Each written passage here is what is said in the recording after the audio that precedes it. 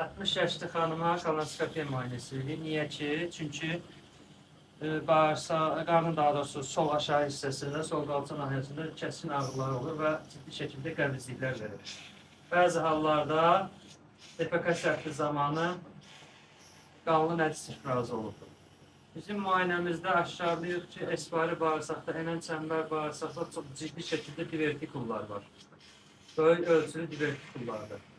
Və həmin divertikullar o qədər sərtləşmiş bir vəziyyəti alıb ki, esvari bağırsaq nahiyəsində hətta çox ciddi bağırsaq deformasiyasına səbəb olub və bağırsağın keçiriciliyinə maneçilik törədir.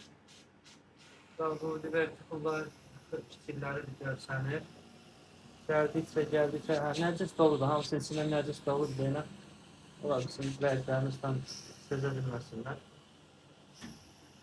Kolonoskopik olaraq çox çətinliklə keçdik, həmin esvari bağırsaq hissəsi. Burada çox ehtiyatlı rəftar eləmək lazımdır. Bildiyimiz kimi, divertikullar əzələ geçəsi demək olar ki, olmadığı üçün onların deşilmə riski yüksək olur.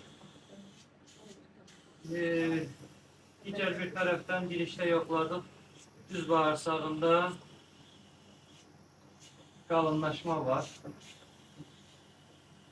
Bax, bu gördüyümüz düz bağırsaqda olan qalınlaşmadır.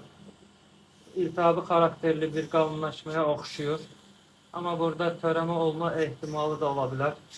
O səbəbdən buradan mütləq şəkildə biopsiyalar götürməyi çox vacibdir. Başlanğıc bir infiltrativ bir görüntündə törəmənin olma ehtimalı da var deyiləm burada.